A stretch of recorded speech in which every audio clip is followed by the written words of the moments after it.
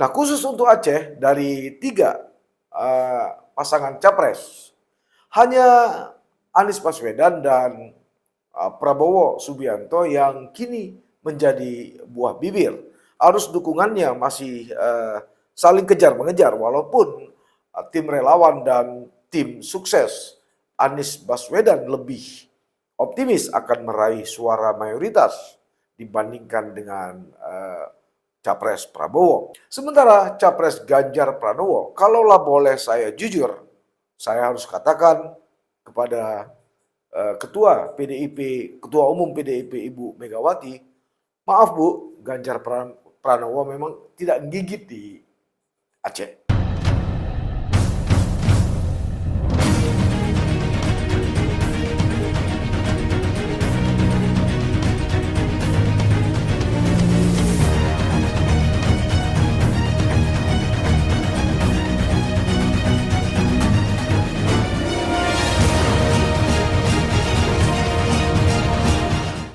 Assalamualaikum warahmatullahi wabarakatuh. Sahabat Titik Balik, kembali kita bertemu kali ini di sisa-sisa waktu kampanye menjelang Pileg dan Pilpres tanggal 14 Februari 2024 mendatang. Saya akan mengajak Anda untuk sedikit melirik potensi dan kondisi pendukung pasangan calon presiden dan wakil presiden nomor urut 3 Ganjar Pranowo dan Mahfud MD di Aceh. Pileg dan Pilpres mendatang atau tanggal 14 Februari 2024 tentu dalam hitungan hari. Itu sebabnya sejumlah partai politik dan pasangan calon capres dan wapres tentu sangat gencar melakukan kampanye. Baik kampanye di darat seperti di gedung dan di ruang-ruang terbuka maupun kampanye di dunia maya atau di udara seperti televisi, radio, serta jejaring media sosial. Nah, khusus untuk Aceh, dari tiga pasangan capres, hanya Anies Baswedan dan Prabowo Subianto yang kini menjadi buah bibir. Arus dukungannya masih saling kejar-mengejar, walaupun tim relawan dan tim sukses Anies Baswedan lebih optimis akan meraih suara mayoritas dibandingkan dengan Capres Prabowo. Sementara Capres Ganjar Pranowo, kalaulah boleh saya jujur, saya harus katakan kepada Ketua PDIP, Ketua Umum PDIP Ibu Megawati, maaf Bu, Ganjar Pranowo memang tidak gigit di Aceh. Anies sendiri memang sudah 4 kali datang ke bumi Tanah Rencong. Karena itu kehadiran Capres nomor urut 1 ini diyakini para pendukungnya sebagai amunisi untuk memperkuat ikatan emosional antara rakyat Aceh dengan Anies Baswedan. Memang kampanye-kampanye tatap muka atau bertemu langsung dinilai atau diyakini banyak pengamat dan teori akan lebih mendekatkan seseorang calon pemimpin dengan konstituennya. Itu sebabnya mungkin Anies berulang kali untuk datang ke Aceh dengan tujuan agar ikatan emosional itu lebih kuat. Berbeda dengan Capres nomor urut 2 Prabowo dan nomor urut 3 Ganjar Pranowo. Hingga jelang berakhirnya masa kampanye, belum ada informasi resmi mengenai kehadiran mereka untuk berkampanye akbar di provinsi paling barat Indonesia ini. Bisa jadi Aceh dinilai bukanlah wilayah basah bagi ketiga capres untuk meraup suara mayoritas. Ya, maklum sajalah untuk tahun 2024 ini hanya ada 3.742.037 pemilih. Sebelumnya atau pada Pileg dan Pilpres 2024, jumlah pemilih di Aceh 3,3 juta lebih dengan tingkat partisipasi 77,58% atau 755.580 suara yang tidak ikut memilih. Ini setara dengan 22,4%. Nah, hasilnya di 2014 Pasangan Joko Widodo, Yusuf Kala ketika itu hanya meraih 45% suara, sementara pasangan Prabowo Subianto dan Hatta Rajasa meraih 54,39% suara. Pada 2019, jumlah pemilih di Aceh bertambah menjadi 3,5 juta lebih. Namun, hanya 81,96% yang ikut berpartisipasi atau ada sekitar 635.514 orang yang tidak menggunakan hak pilihnya. Begitupun walau jumlah partisipasi meningkat tapi tidak memberi efek signifikan bagi perolehan suara Jokowi Ma'ruf Amin di Aceh. Mereka meraih suara jauh di bawah tahun 2014, yaitu hanya 14,41%.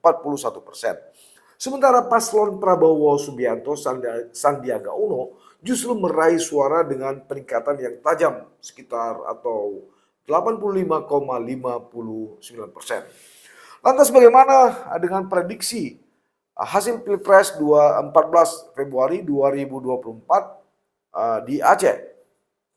Ini saya kira menarik sebab ada 3 calon presiden dan wakil presiden.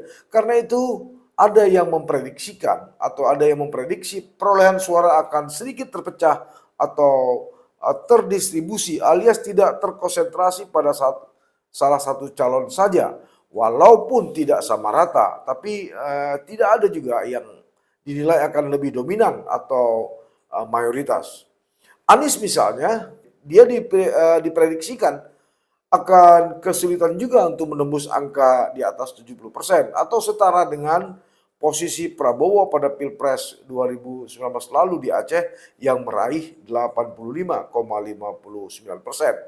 Sebaliknya, Prabowo paslon nomor urut 2 ini juga tidak akan bernasib tragis seperti Jokowi pada Pilpres 2019 lalu yang hanya meraih 14,41% di Aceh. Asumsi ini bisa dilihat dari bagaimana persiapan ataupun kemampuan dari partai-partai pengusung Prabowo Gibran, baik itu partai lokal Aceh maupun Gerindra, Demokrat, juga ada Golkar, juga ada partai-partai lainnya yang begitu all out untuk terus mengenjot perolehan suara Prabowo Gibran di Aceh.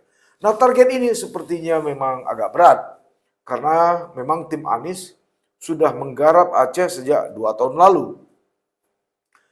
Berbeda dengan 2 capres tadi, baik Prabowo maupun Ganjar. Intensitas penggarapan suara di Aceh baru boleh disebut ketika mereka menyatakan maju, kemudian mendaftar, barulah agak sedikit berwarna. Sebelumnya memang terkesan agak sedikit landai. Lantas bagaimana dengan Ganjar Pranowo? Nah, ini juga tak kalah menarik menurut saya. Saya mengibaratkan Ganjar Mahfud yang diendus partai utama PDIP ya. Selain P3 juga ada PDIP. Nah, bagi saya PDIP ini di Aceh, saya ibaratkan seperti tanaman ginseng yang memang tumbuh subur dan bermanfaat di Korea. Nah, apakah di Indonesia tanaman ginseng ini dapat tumbuh? Tentu saja, malah dikenal ada ginseng Jawa. Tapi khasiat dan kandungan nutrisi, zat besi, kalsium, magnesium, tiamin, dan vitamin C tentu saja tidak setara dengan ginseng yang ditanam di Korea. Sebab itu dipengaruhi oleh struktur hara maupun keasaman dari tanah. Begitu juga PDIP di Aceh. Tetap ada dan eksis, namun tidak menjadi pilihan mayoritas masyarakat Aceh. Apalagi saat ini yang konon kabarnya Presiden Joko Widodo tidak lagi berada dalam gerbong partai berlambang banteng moncong putih ini.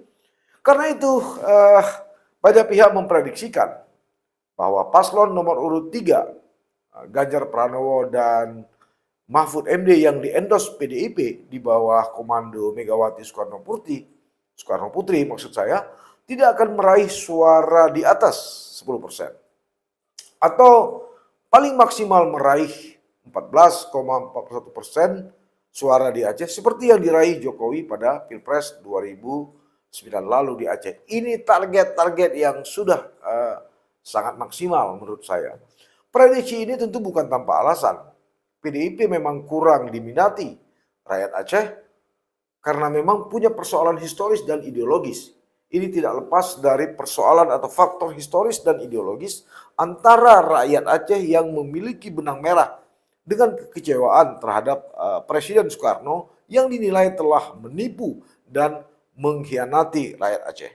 Oleh karena itu, muncullah pemberontakan DITI atau Darul Islam yang dipimpin oleh Abu Bre.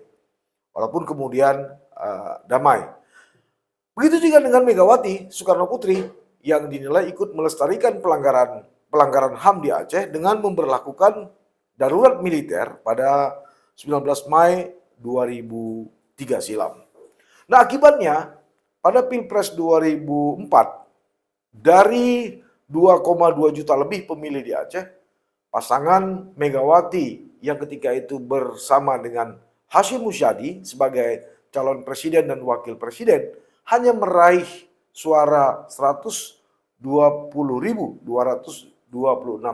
suara di Aceh. Berikutnya pada Pilpres 2009, Megawati yang berpasangan dengan Prabowo Subianto dengan jumlah pemilih 3,3 juta lebih hanya meraih 15.141 suara atau 2,35%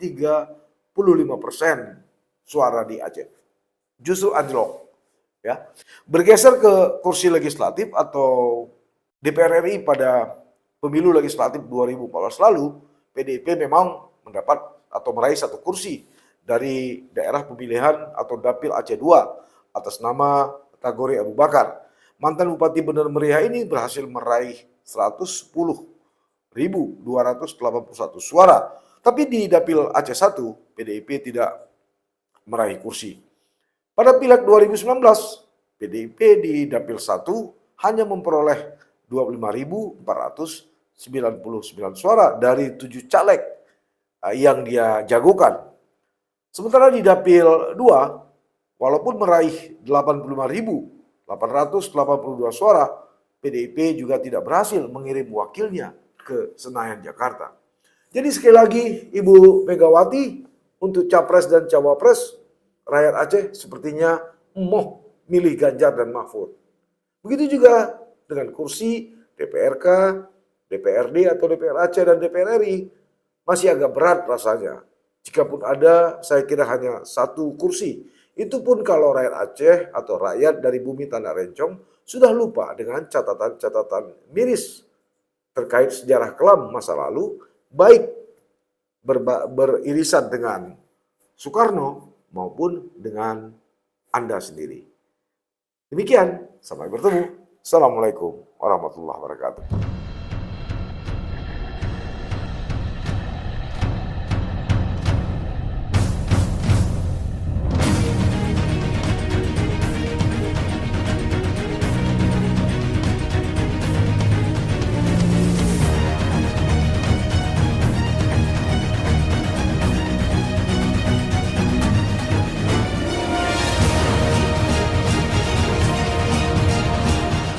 Jangan lupa like, komen, dan subscribe.